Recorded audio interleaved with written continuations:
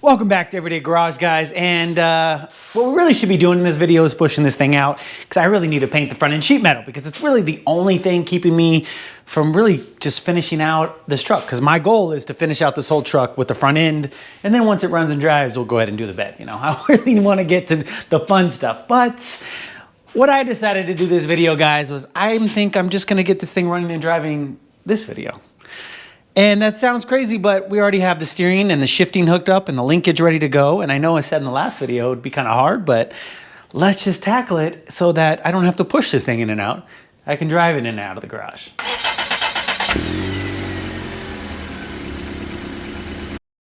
Now, truth be told, I said in the last video, my true motivation to getting this thing running is because I personally rebuilt this hydromatic transmission. So there's a huge chance there might be a problem. I don't want to say that. There is a possibility that maybe something isn't going to go. You know what? I just want to test the transmission. I'm trying to put good vibes out there. So I want to see if we can get the transmission in the break-in period. So in the manual, you need to fill it with oil, let it run, go through certain stuff. We'll go through that later. That's the big motivation here, guys. I want to do that with the carb on there in a controlled environment where I can kind of reach everything and I don't have to worry about scratching up sheet metal. So that's what we're going to be doing, guys. Now, to get that done, really, I talked about it, right? So we have all the linkage set up. The last thing is this throttle linkage. So that's what we need to get done. And I've been kind of staring at it and I've come up with a couple ideas.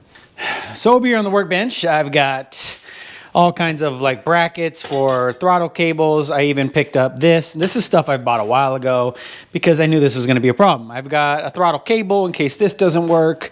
This is the carb I want to use, but I pulled out the sniper because I want to make sure that whatever we do to this will transfer to that. All right, so jumping into the mock-up, guys, I'm going to be using a spacer. So if I'm going to be using a spacer, I might as well mock it up with the spacer. Now, this spacer is a Flonic spacer. I think that's how you say it.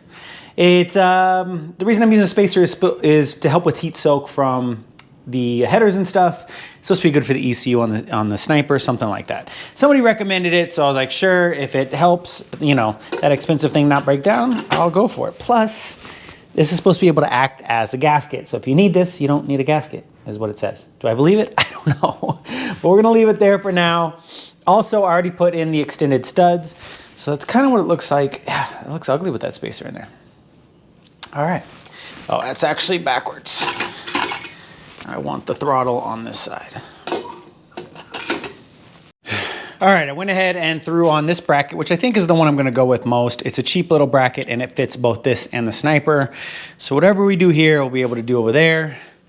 Now, the first idea is using this. Now, if you guys remember from the last video, if you're new here, the hydromatic transmission needs this feedback from the throttle. So it's basically a TV rod, really complicated TV rod system that goes into a bell crank and all kinds of stuff. It needs the feedback from here. So I have to have all this and the throttle has to be run by this. So since I'm kind of stuck in that, it actually ran with the rod just like this. So I could try to use the factory setup. The only downside is you push the gas pedal, it pushes up, which is kind of sucks because the throttle needs to be pulled back like that. Opposite motion. All right, there it is. So on the outside. Now what I can do to change direction would just be put a bell crank. Another one here that when I push up, it pulls that way and then we pull the throttle. I think that might be one way to do it. Let me see what I have. Now to solve my problems, I have picked up an assortment of brackets. This came with that bracket that's on the carb now. And then I did pick up this bell crank, is what I was talking about. Now this kind of just, you know, indexes in different areas to give you a good throw. Let me kind of get something mocked up and I'll show you what I've been thinking about. All right, bring our monstrosity over here. And the whole idea of this, if I haven't explained it, so this is gonna, there we go, it'll pop up like that. That's gonna move this bell crank this way and then create our pull that we're looking for. So then our throttle can go that way. Now, if you just, you know, place it down here, that it doesn't fit at all. If you can see, so that kind of sucks. Let me get the rod out of the way. And that's falling. And it's out of the way for sure now. So, but I did kind of look at it. If we move it back a little bit, we can play with the room and I think it'll fit. The only downside is you're seeing we're getting no throw from the bottom. So what I can do, and I've kind of looked, I was going to show you until the rod fell, but the rod, anywhere I place it, the only way I can get it is in hole 2. I can't get any of the others because if I move it too far over, I'll have nowhere to mount it. The downside is I can't bolt it straight to here. There's just not enough room for this thing to move, I need to space it up, I'd say 3/4 of an inch, if not a full inch. And it should work okay. The downside is this thing does look pretty ugly, guys. Let me see if I can find something to space it. All right, I might actually have the perfect thing. You guys waving over there? We can cut this down, but 1-inch tubing sits perfectly. Now it wouldn't be ugly like this. We'd cut it, make it look good, and so you don't see it, but there it is. And then if the rod comes up and pushes it here, I'll do it in a way you guys can see it. Then we have our throw. That could actually work out really, really well. The only downside is it's, you know, it's ugly and bulky. Kind of sucks. But it solves our problem and allows us to use all of the factory stuff. All right, guys, I cleaned that up because I wanted to show you option 2. Now, option 2 is a cable, which it will just mount like this, and then it mounts to the carburetor right there. And we have our little bracket. And then the only downside is it rubs really hard, but we have this hole here, so maybe we can get like a P-clamp or something to hold it. It's a tight radius. I should probably bolt this down to see how well that, oh yeah, still moves fine in those radiuses. Actually moves really well. And then we drop it down there. But the only downside is we need a pull motion. I know what you're thinking. Jason, you don't have a pull motion. That's why you had that monstrosity sitting over here. I kind of have an idea for that though. All right, now if you come down here, guys, see if we move this, we get that push motion, right? Now, but if you watch over here, if I push that way, that gets us our down motion, right? Bam. Now I actually thought about just reversing this because these holes would be the same, but because this bracket is bent out like that, it rubs against the engine here, so we can't do that. But what if I came in and just welded on a little piece? Like this is a metal bracket, I just come in, I weld on a flange, and then we should have that motion. We'd have all the factory set up, and then we would be able to use the cable, which I think is a lot cleaner of a look. The cable just looks cleaner, it looks better. So let's try that option first. And the thing is, if I'm just welding on over there and not messing up with any of the other geometry, then we should be fine. If we don't end up liking it or it doesn't work well, we can switch over to the bell crank idea. So let's pop that off and see what we can do about fabricating. So we'll just weld onto here. Now this is cast steel, so it should be able to weld fine. And if we look at how far we're sticking out this way, measure it out, it's about 1.5 inches. So if we go 1 3/4 inches, which I have this little piece of 1/4 inch, because that's what this is, we should be able to cut something out of here and kind of go on there. So let's draw something up and see how it's gonna look. Now it doesn't have to be too pretty, but I want it to kind of look like, if I'm gonna do it, might as well try to make it look like it belongs. So this is, I don't know, 3/4 of an inch wide. Yeah, we can go with that. 3/4 of an inch wide. And then we want it to be 2 inches long. Did we say that, or 1 3/4 inches? 1 3/4 inches, I'm already forgetting. That's a good sign. All right, speed square. That's actually not a speed square, that's my machine square. We'll go here, here. All right, a washer, just to give us, oh yeah, that's actually perfect. 1/4 inch washer will give us a nice curved edge, so you know, it looks nice. So there's our bracket, guys. We'll cut here. We'll probably cut above there and then grind back to that line. We'll kind of try to bevel it a little bit, match it up, and it should look pretty good. All right, just get our bracket chalked up in big red here, and we should be good to go.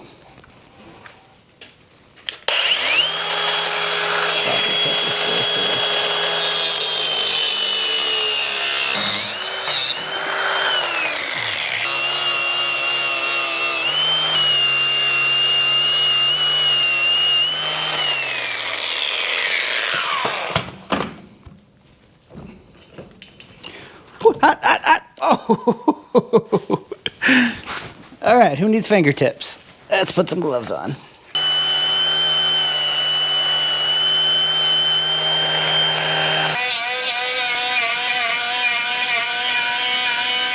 And there we go. I beveled that edge a little bit so it fits kind of nice. Actually fits pretty good in there. Well, or is it this way? Yeah, fits pretty good like that. And then I beveled each side so I can weld to it. But I think it's going to come out pretty good. Pretty straightforward. I definitely didn't get very straight on any of my lines, but you know, it's over by the engine. You'll never see it. Now we finally get to use the fabricating side of my workbench, which I haven't been able to do yet. I'm going to try to use a clamp just to get this where I want it. All right, let's weld this bad boy up.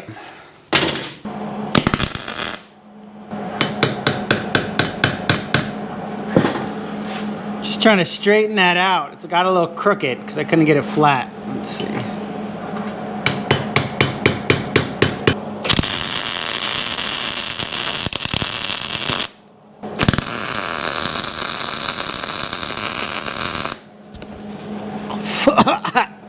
Yeah, not perfect, but that'll do.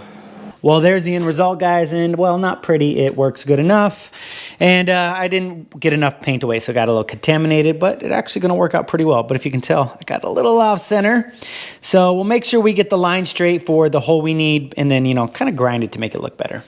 And by the way, I'm staying about as far away from I can. I know sparks and stuff that way. Shop looks really small, but it's a good distance, and I've been being careful. I'm tucked away as far as I can. So I think I need to let this cool, yeah, so I can handle it, and we'll get the hole marked out and get that drilled, and we should be good to go. All right, it's still, yeah, really hot to the touch. It's taken forever to cool down. I've definitely put a lot of heat into this thing. But measuring out from the center of this hole to the center of this one, it's kind of hard because that it's elevated like this. I'm getting about 1.5 inches by, you know, kind of trying to squint and look at it. See if I can get a better one with my calipers. Yeah, I'd say dead on at 1.5 inches. So right in that range. Now the hardest part is going to make sure that it's 90 degrees because that's also going to mess up our geometry if it's not. So I got my machine square out. And there it is all mocked up, guys. It's going to look a little off because this is slanting, but it is 90 degrees. So you're going to have to trust me on it.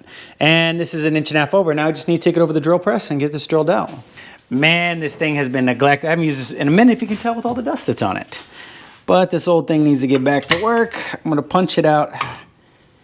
That should be good, guys. It looks so off by the eye, but I'm telling you, I measured it. It should be right. We'll definitely get this ground so it doesn't look so weird. So I need a 1/4 inch hole. So I'll start a little small, or maybe I can go straight 1/4 inch with this, huh? All right, I have this thing bolted down because I've had this some stuff get away and spin on me. Crack the bolts here. It's not the most convenient thing to adjust, but you know, it's a cool old drill press. Should be good to go.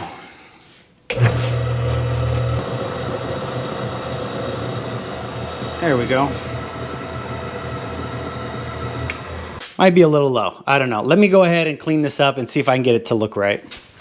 All right, guys, here's our bracket. It's looks like a little toe. It didn't turn out looking good. That kind of sucks, but it's gonna be functional and it works. Now, I did clean it up, guys. It is all ground down and looks pretty good, but I had to actually, the reason it's so ground is because I had to thin it out quite a bit. I forgot it needs to fit into this thickness here, which it does now. So we're good to go. Now let's go ahead and toss it on and see how this is gonna work out. All right, there's our modified bracket all installed. So pedal all the way up and then push the gas pedal. There's our downward motion. There's more throw than that, but remember you gotta push on this spring over here. So yeah, something like, yeah, so you get the rest of that throw. So that should work out pretty nice. Went ahead and installed the ball for the carburetor linkage, and then I got our little bracket here. So we're actually all good to go. Now, all we need to do is install this, but obviously, as you guys can tell, it is way too long. This is supposed to be a cut to fit, so let's kind of measure out what we need to cut. All right, I was staring at this, guys. I do know that this needs to be, technically this goes to the firewall, and it needs to actually attach to something. I thought maybe we could P-clamp here, like I said earlier, and it would hold it, but it could probably hold it, but the thing is it'll slip because those are just like rubber. So I'm thinking of a way I could still utilize this. So I came up with this. These are a bunch of other little brackets that this came with. Before I drop everything, I'll bolt that there, like like that. Bolt that there like that. And hopefully actually, and then yeah, I should be able to get this into there, but I need to be able to slide this in. So I'm actually probably going to cut a little slit here so that I can put it in between here, and then we'll be able to bolt it. All right, we're all hooked up there. So there's our linkage, and it pops up through here. Doesn't actually rub anything, which is really nice. So I cut that part there, and then what I did was I put in the vise and I squished it to make sure that I had good contact here. And we run up, so we're set up, and then we'll just hit here. Now we just need to cut it to length. So it looks like it just pulls away from here, guys, and then you just start chomping away till you get the length you want. All right, reduce the loop as much as I can. Ooh, marking up the carburetor. That's fine right there. Needs a little bit of insert, so let's How far does it insert? Let's just call it right here. We'll cut. All right, so I'm just gonna pull the main stainless steel wire almost all the way out. That way I don't cut that to that length. Or I'll pull it out. It's not what I was going for. Hopefully it's easy to put back in. And then we'll just take these big boys here and cut here. Should be like that. Yeah, that frays out real easy. So the stainless steel wiring just frays on you.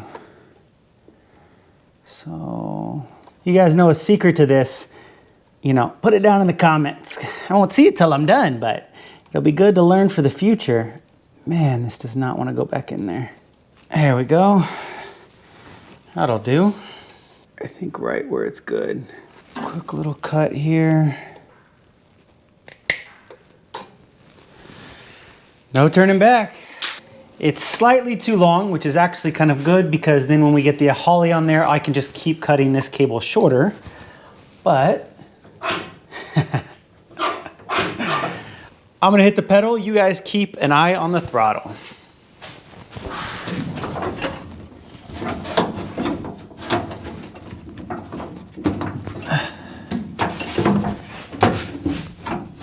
It actually works. Man, I am so excited about this. I've been thinking about this thing since I modified it all, and this has been a big worry. This is the last hard part of this build, is making sure this throttle linkage looks good. And look at it, it's so simple.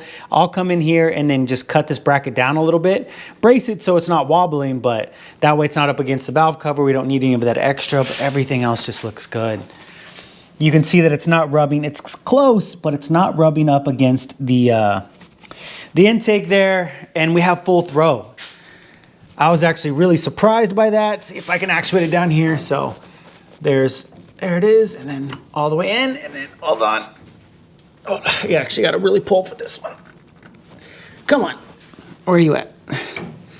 I need my right hand, guys. I need my right hand for the last little bit. There it is.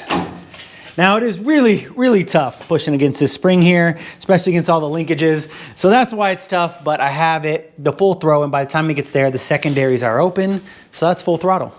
I'm not much of a fabricator at all, but I think it came out really good. I'm so stoked. That's the last piece of the puzzle. The rest is just hooking this all back up, getting the run stand situation going. Gonna have to figure out some stuff for the exhaust, and we're gonna finally hear this thing run again, and I'm so stoked. So that's it for tonight, because it's late. So tomorrow morning I'll be back on this, and there's no reason why tomorrow this thing isn't fired up and trying to shift through those gears tomorrow. So with that, guys, I'll see you in the morning. Good morning, guys. Back in the shop and ready to get this thing fired up. I already went out this morning and grabbed some goodies. Plus I came in early and pulled our bracket here. Got some paint on it, so that should be ready to go. Now, the reason I got some exhaust pipe is because reality, I could just throw this engine together, some spark plug wires, wire up the ignition, and we should be good to go. But I talked about this in previous videos. I am worried about this oil line here since we changed it. So I just want to put some exhaust piping down. I'm probably just going to straight pipe it down into there just to get the heat away from this area. So this is what I picked up. I got a straight pipe here. It's probably more than enough for both. A little bend here just in case I need that. A couple little adapters and then some flanges. So let's go ahead and see what we can mock up. All right, to get this mocked up, I am just going to throw in some collectors, and I don't have the right bolts at all. But we'll just use some 3/8 bolts for now, and then one day when I put real exhaust on this thing, I'll probably get exhaust studs. Now, let's see, will it fit? Oh no, is this not the right size? All right, well, these aren't gonna fit. The flange is not the right size. I swore I thought I got the right one, but I guess I didn't. So we're not gonna be able to do that right now. I have gone online and I ordered up some, but they're not gonna be able to tomorrow. AutoZone might have them right now, but I don't have time for that just a second. So let's go ahead and jump around. There's a bunch of other stuff we can get done while we kind of wait for the best option. Went ahead and threw in our painted bracket already. And you know what? With it painted, it looks really good. That does kind of almost look factory. I'm super happy with the way that looks. I went ahead and got everything clipped in, so it's 100% installed. Now, if you guys have probably already noticed, we don't have any kind of throttle return. So my idea here, since this bracket actually doesn't have it, and I didn't think I really wanted it because the ones that have it are real bulky and they stick out to here. So we'll use the factory throttle return spring. So it's a hole here and it should latch onto there. When I ran to O'Reilly's this morning, I picked up kind of a variety pack. Because it's a short space, I'm thinking this one might work. So let's try it out. Okay, as you guys saw, the spring wasn't fitting. It was not enough tension. So I did kind of fix that up a little bit. Went ahead and just cut them down a little bit to get a little bit more tension on the spring. So we're getting a good return. It looks pretty good. It's slow and sticky. A little bit more tension would be awesome. So I did order some springs, but this will do for now. I mean, that's gonna be great for a while. I did actually try the other springs that I have. I tried an assortment of them. This one being too long, and then I just have to cut it down and do the same thing. I did try to cut this down, but this outer spring was too fat to fit in that area. And then this was too long. So we'll put these away for a future project, and that kind of marks it off. Also, I jumped ahead a little bit on you guys. I'm just trying to knock some stuff out so we can get this thing running. So I added some gauges because when it gets running, we're gonna need that. Plus I needed to plug up the coolant passages. So to put a plug there, I have this in there. It's running through there so that I could eventually put the gauges inside. But I got the oil gauge hooked up now. Where is it? Yeah, so oil here, temp, that's all we need. And then I went ahead and connected the battery. So that's hooked up. And I got this switch out. The reason I jumped on that already is because what I want to do is pop out the distributor, that's the word for it. And so I can actually pump the oil. This engine's been sitting for almost a year, which is sad for me to say, but I want to be able to pop that out. Let's pump the oil through, make sure that we got good oil pressure, and then we'll set it back in. We'll get it all set up. Finish out the little things and hopefully see this thing run soon. I did actually look anywhere online to see if I could find any flanges non-local. So this won't be firing until tomorrow because Amazon will have some at my door tomorrow morning. But until then, we can get everything checked off. So I can come in here, Fabricable, make some like real quick makeshift exhaust, and we can finally hear this thing run. All right, just a quick bolt here, and this thing should pop right out. It's actually really nice how the hold down works. Oh, we're gonna have to take this out. Why do you have to be difficult? Can we? Oh, ow, nope. And I sliced my finger open. Nice. That metal's sharp, good to know. No, you know what I could have done, which is now that I'm realizing, just pop the cap off. There we go. Okay. There we go. I did this last time where I cut down a screwdriver to use as a priming tool. Now, I actually kept that, but it got lost in the shuffle when I changed shops, so we'll just cut down one more. I actually have no idea where this screwdriver came from. I've never even seen it before. So it's the perfect one to kind of cut down and sacrifice. Running out of battery right at the right time. There we go. How about now? There it is.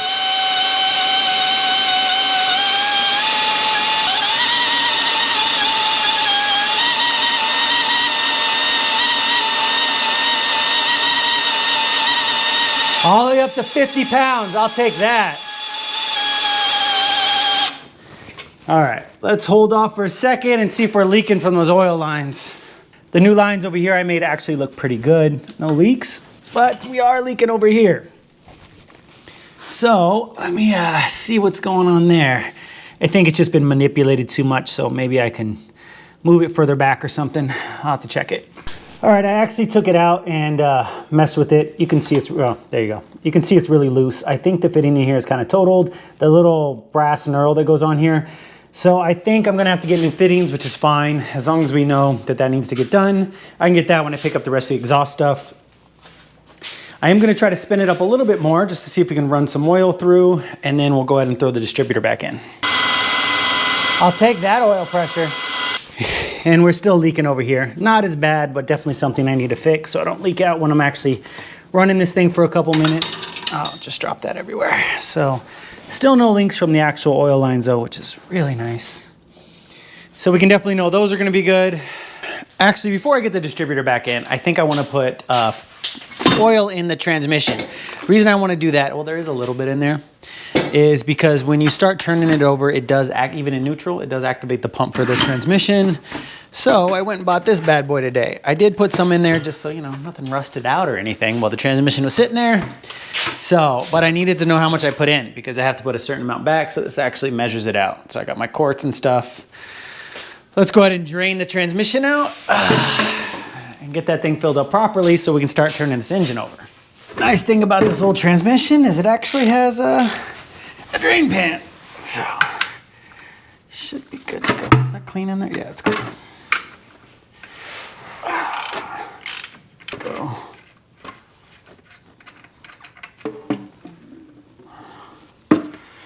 All right, we'll let that drain out. There's a lot more in there than I thought there was. We probably would have been just fine turning that over. Just about does it, and if I'm being dead honest, absolutely didn't. I don't know if you can see over here. Let's see. Yeah, there was a ton of fluid in there. I must have put a whole gallon in there, like a jug. I do not remember doing that, but I had to do this anyways, mainly because I didn't remember, and I needed to know exactly how many quarts were going in. There we go. That should do it. Well, I already showed you, but we're right at, yeah, about a gallon. It's kind of tilted. So we'll call that a gallon, which makes sense. I put, oh, it's up there, over there. I think I put one of those in. Now, literally, we're just going to put it back in. That was almost a waste of time, but I needed to make sure how much was in there. So just, does this fit? Yeah, barely. Can we get wedged? Oh, that's going to fall for sure. All right, change the funnel to something that might actually stay. Downside, it's thinner, so it's going to be slower.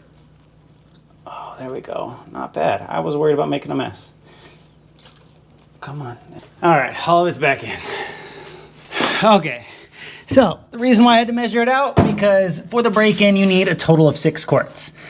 So in this one, I have 2, and in there we put a gallon, so that should be 4. Just go ahead and dump this in. The hardest part is finding actually ATF for this thing, guys. So back in the day, they didn't have, ATF wasn't a huge thing. So they used all kinds of different stuff. And the fluid recommended in the book obviously doesn't exist anymore.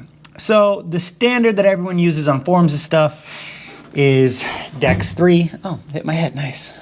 So like I said, they use Dex 3 is kind of the standard. What I, after doing a mountain of research, decided to go with was this. And this is actually Mobil Delvec 1. It says approved for Allison transmissions, which is modern stuff. It's fully synthetic. Why I went with this? I did a lot of research. I mean, I was researching viscosity and flash points and viscosity on at certain temperatures, all of it. So when it says Allison TSE approved 295 and TSE 468, that means it's approved for Dex 3 grade on their synthetic and their regular. That's what the differences of the numbers are. So it is Dex 3 rated, and it also has the highest flash point of anything that I could find that was rated for that. That's actually the big reason I went for that. And why I would want a high flash point, guys, is because this is a cast iron transmission, no cooling lines, so it doesn't dissipate heat as well as the modern aluminum ones or have any kind of cooling line to heat through the radiator. So all of the heat this thing gets, it pretty much keeps. So I wanted a transmission fluid that wasn't going to break down under heat, and especially if I want to put miles on this thing. So that's why I went with it. Now that stuff is not cheap, but it seems to be the best thing for it. So if you guys think it's wrong, or I got all the facts wrong when I looked up all the viscosity and stuff, and as far as viscosity, it matches the right index of all of the Dex 3 stuff that was recommended for this. So it's really similar. It's a synthetic, means it should last a little bit better. And I have modern clutch discs as far as material in there. The rubber can handle all of that. I've checked it all when I rebuilt it.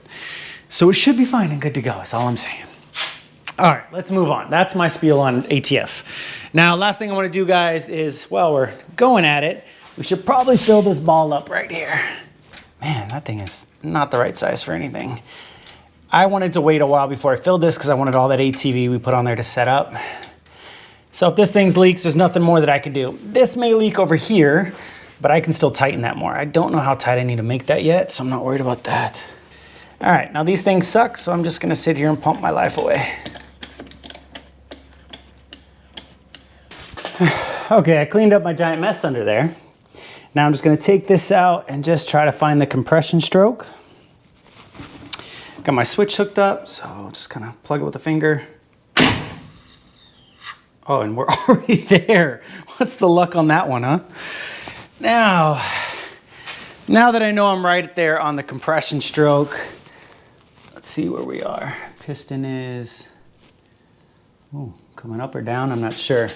But I will come over here and we can check the timing marks right there. Can You guys see that? Let's see. Yeah, I don't know if I'm going to be able to give you a view of it, but I'm going to turn over to our timing markers right where it needs to be.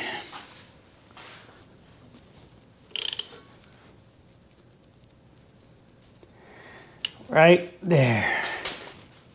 All right, I don't know if you guys could see in the camera, so there's a timing marker right at 0, and if we look in here, you can't really see on camera, but I can see top dead center. So, pull that, and I need a light to see the oil pump. Oh, it's covered by oil. See if I can get that oil out of the way. The pump isn't lining up for me, so let's turn it manually. So if I need it like this, that should work for now. I think I got it in a good place. Let's go ahead and put a bolt in. And then if you guys remember, I can actually time it using this thing here. So that's retarding the timing by 10 and advancing it by 10. Last time I put it to about 9 and it worked out really well. So I'm gonna kind of cinch it down there. All right, installed. Come on, give it back to me. Thank you. So we have 1, which is what I was trying to do. There we go. And then that goes to 5. What is it? 1, 5, 3, which would be here. 1, 5, 3, 6. 6. 2 and 4. All right. Reinstalled that, and now we can put our coil in. Well, it's the next day again. I had to wait on some parts, plus I had a bunch of stuff I had to do yesterday anyways, so I kind of stopped there. But I came in this morning and knocked out a bunch of stuff, so our ignition is fully hooked up. We got a wire running back to the battery, so that'll be ready to go. I got the fuel pump kind of set up and ran over here, so the carburetor is set. We have fuel system, ignition. I looped the cooling system here. I got all that hooked up, so in reality, this thing could be ready to fire. But I want to come in and get this knocked out, and the pieces came in. Plus, I did already swap this line out, so all these fittings are new. Ended up being a stripped fitting here. I don't know if you guys will see. So that's nice and snug now, so that shouldn't leak. And then I also, when the flanges came in, some springs that I ordered came in, and they fit really nice, and I have a lot more spring tension. So that is going to be the good to go throttle cable, or spring I should say. And like I said, the flanges came in. So this is the one that came in, and this is the one I had gotten. You can see it's just slightly smaller. Okay, I'm just going to grind off the sticker here.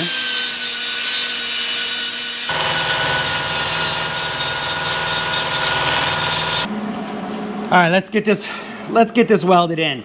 I do have it laying, there is some slack. I'm actually going to have it lay at an angle. And then that way, this is the angle that will face the oil line. So I'm getting more of a kick out. And I'm just gonna go around and stitch weld this. It's a bit thin metal. I don't wanna run beads.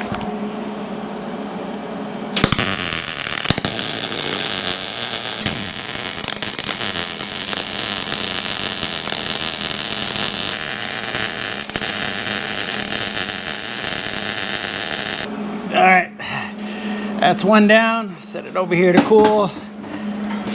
Where's the other one? Okay, all welded up, and if you don't look real close, maybe over here, it kind of looks good. I swear, if I don't weld for just any amount of time, I have to get used to it all over again. Yeah, this is probably why I'm not going to attempt the exhaust myself. It's going to mount like this, guys, and that way this is away from the steering and stuff, so let's get it all mounted up.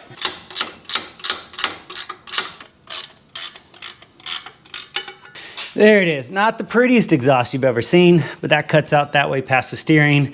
And this one's definitely a little too long, but I'll leave it for now. My biggest concern too is our oil pressure line. It's copper and it should be a good distance away, so we should be good to go. Now, let's try to figure out what to do here. The more I look at it, the more I realize, man, that is just so close. So what I have here is some heat shielding that I'm gonna, oh, does it not fit? No, why is it not fitting? That I'm going to zip tie probably. Oh, I don't have the metal zip ties. This was supposed to be for this line. I'm gonna figure out how to get this on here, and it's shielding that's supposed to Velcro all the way around. And you can kind of cut to fit. There we go. And it should help. Maybe it'll fit around the main line. It does. We'll figure out the rest later. And yeah, Velcro into place like this. All right, these are definitely not the right ones, but like I said, what are the right ones? But this will hold for now. For the little bit that this engine will be running, and we'll get it set up. There we go. Okay, that's not working well at all. I'm most likely just gonna have to get a bigger size of this because I want it to fit nicely all the way through. So there we have some heat shielding there. And then I have one more. I have one that'll actually go on the exhaust itself. This might actually be too big. I'm really good at getting sizes here, guys. Man, so this actually has clamps that go on. I should be able to crank it down. And then it slips through the clamps around here. And this is more expensive one. This is the nicer one. It'll keep a lot of the heat from getting over. And then whatever does get past that barrier, you got air gap, and air gap is really nice for heat blockage, non-transfer, insulation, that's the word. And then get into this, we should be okay. Once I get this started, guys, I am going to use the heat gun just to make sure.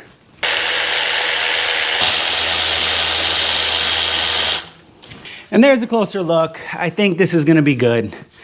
And if not, we're gonna find out pretty quickly. So there's a couple issues we're dealing with the cooling system in here is the fact that we're probably not gonna be able to run a mechanical fan, and I'll talk about all that later. We should be fine now. Problem is the radiator needs to be way up here. So let me figure out an idea. Well, this is what I came up with. The sketch factor is definitely there, but it actually is pretty sturdy. Got the board here, it's ratchet strapped real nice. The fan won't be able to move towards it. Nice gap, so that should be good to go. I've got all my wires where they need to be. Everything looks good over here. I have a tachometer set up just because I want to make sure we're at a good idle, which is all we really have to do for this. Went ahead and already got the tank set up, so let's throw some water in there and get this thing started up. Oh, there we go. That should do it. And when it opens up and it circulates, this will go back down. But that took a little over 4 gallons. I didn't even know it would take all that. That's why I'm glad I used water. Just come over here and clamp in the mini red and black wires I have here. Let's see. I think we should be good. Okay, it looks like we're getting fuel, so let's go ahead and start this thing up. I'm excited again. We're good here. I got my earmuffs on because we're straight pipe now, so. Woo!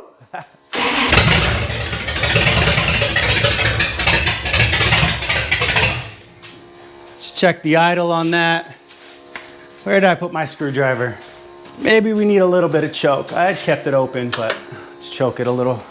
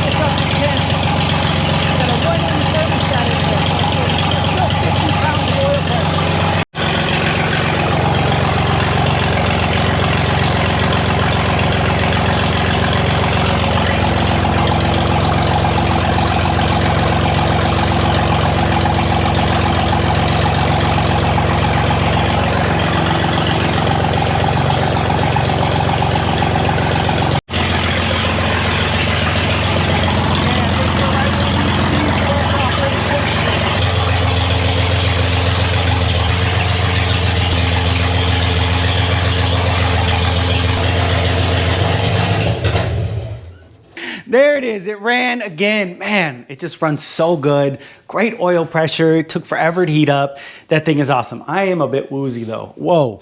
The exhaust fumes were real. I ended up having to open, I had to walk out of the garage for a little bit. I'm still like, oh, whew. I was waiting around and then it hit me and I'm like, why do I feel light all of a sudden? So definitely vented out. What I'm gonna do now is I cracked it. I got the vents going. We'll kick the fans on because now that the transmission is full, so that was the whole point of it. I don't know if I said it, guys, was put the 6 quarts in, we started it up, and then that filled the Taurus member up because it doesn't have a torque converter. You can't fill it up. So now that should be full, and I'm really happy to admit that there's no leaks. So that's really nice, yet. And then once it gets up to temperature, you just get the level to full and then you're good to go. So I wanted to get that squared away with the carburetor because I didn't know how the Holley Sniper is gonna act. Now, one thing about this though, guys, is I could not get this down to idle past like 800. So I don't know if there's some leaks here. We'll have to check that. Maybe we'll have to put gaskets for the spacer or just get rid of it altogether.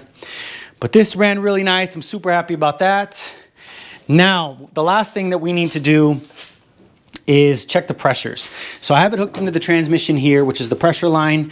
Now, this is one of the checks to make sure that it's healthy. And so what we're looking for is it to be 50 PSI in all of these gears, which is just running them through these 3, which essentially should all be first gear. So I don't know why that makes a difference. But you're supposed to chalk up the wheels. What I did though was just lift them into the air and put them on jack stands. I don't know if having them move freely like that is gonna mess up the pressure. So if we're not exact, which I'm imagining they might be a little lower, if it does affect it, then what I'll do is I need to bleed the brakes. So that's the only thing waiting for the brake system. I don't have any right now. I need to wait for my wife to get home because it's gonna be hard to do that without her. So we'll have to do that a little bit later and then I'll just come in, I'll leave this gauge hooked up if we're not getting the numbers we want and I'll just recheck it. So with that, guys, let's fire this thing up one more time and run it through the gears. All right, should be good to go.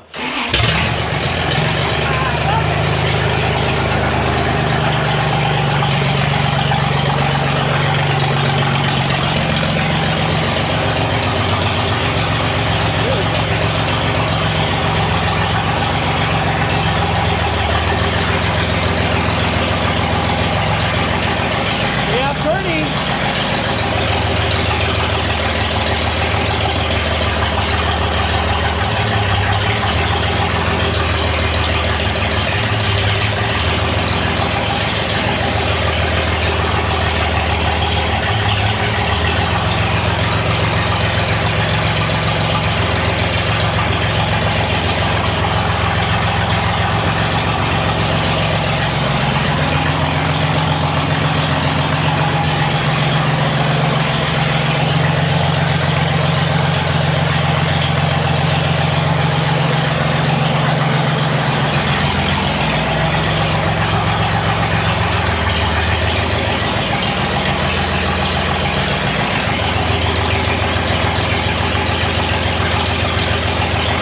Well, we knew it was a runner, but it might actually be a driver, guys. It went into first and it moved the tires, put it in reverse, went the right direction. I'm so excited. I might have actually built this thing right.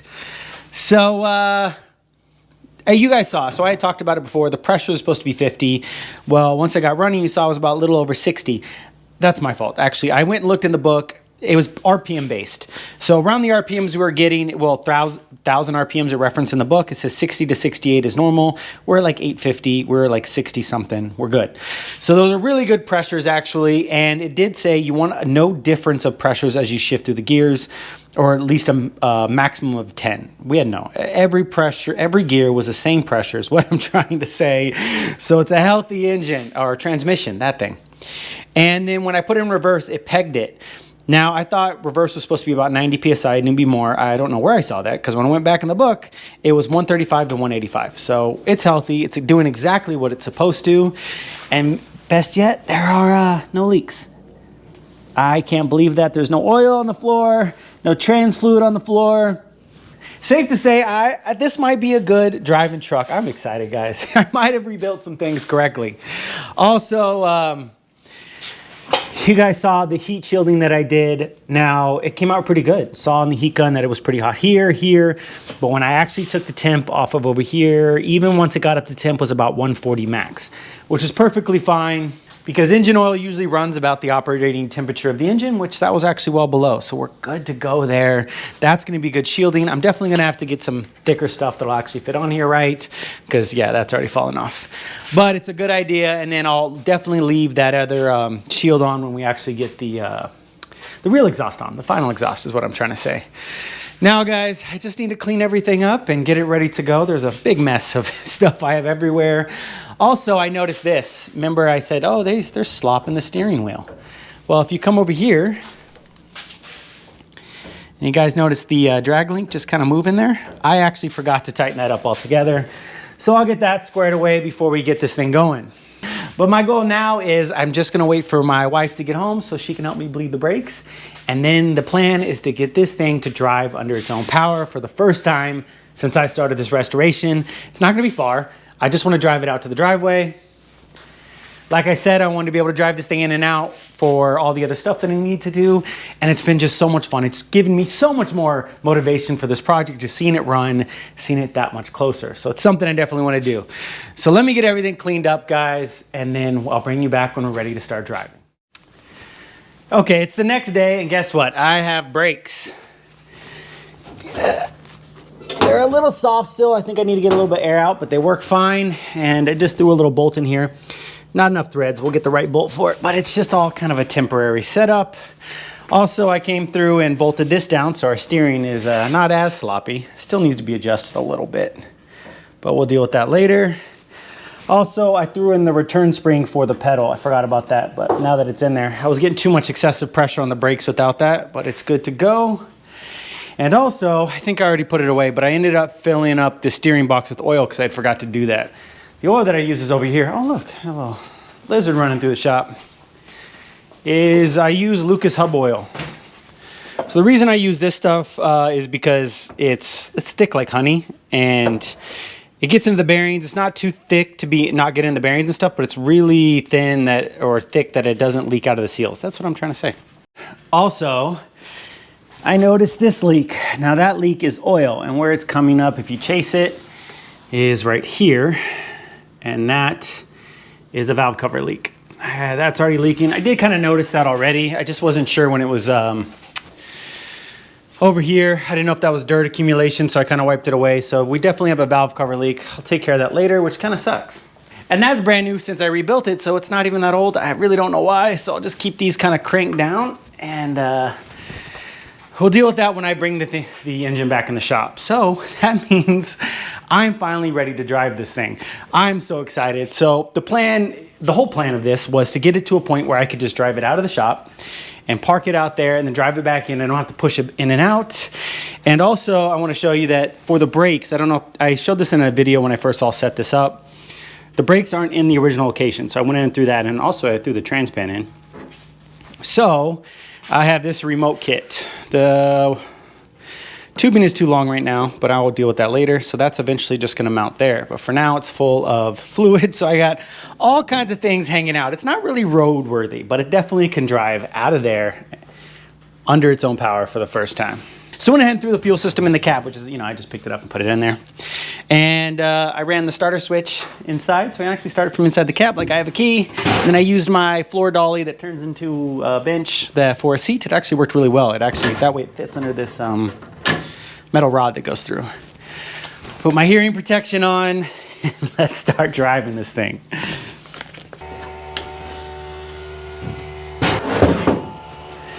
All right, jump in the truck. I'd be lying if I said I just wasn't nervous. I don't know if it's excitement or I'm worried something's gonna go wrong. Whew, I did test the brakes, so they do work. Man, just excitement. Okay, let's see if this thing will start up. We're in neutral.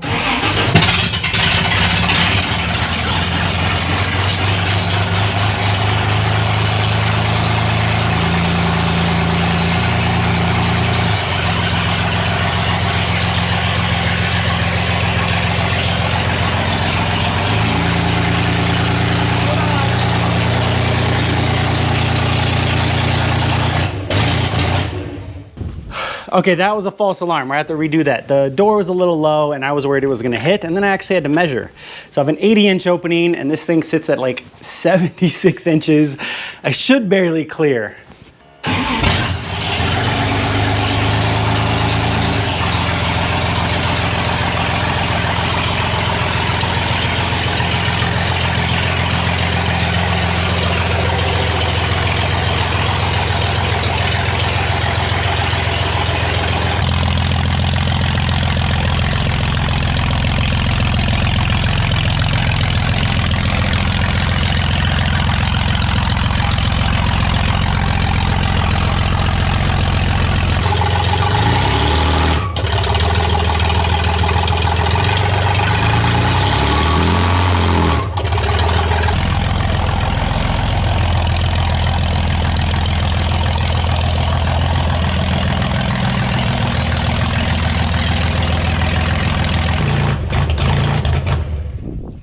There it is, running it and driving for the first time, man. I'm so excited. And it really, the paint does shine nicely out in the sun. Man, it just looks so good. I'm so excited about this. And what's really cool, from that angle, it kind of does look like an old like 30s hot rod. I just love the way this looks. I'm so happy with the way this is turning out. Only can keep a smile on my face right now. And then that metallic just shines in the sun. This is the emptiest the shop has been since I moved into it because the cab has never left here till today. I'm so excited for the progress I'm making on this. I finally see the finish line and it gets me so excited. Driving that thing, it's unexplainable. Like, it gives me a loss of words how much work I've put into that, and just feeling the power of it. Definitely got a lot more power than the 228 that's in there, and I can't wait to just feel it on the road. And hopefully that transmission actually shifts through the gears. It goes forward, it goes backward. I'm praying that means that it'll go through all the gears really good. But we don't know yet, so I'll have to wait on that one. And now I have to come in here and clean everything because I need to convert this back to a paint booth because I am wildly excited now. I truly needed the motivation from getting that thing running. I know some of you wanted to see the sheet metal done right away, but I needed the motivation. I just really did. But I've got it. I'm excited. I'm going to clean everything up, bring the new sheet metal in here. It's already body worked. It just needs to be blocked out, maybe a second prime, and then we can paint it. So I'm super excited about that. If you guys like this stuff, if you've enjoyed watching me build this thing, please don't forget to like, comment, and subscribe. I do appreciate all the support from the people that have been following. And remember, if I can do any of this, so can you. I'll catch you on the next one.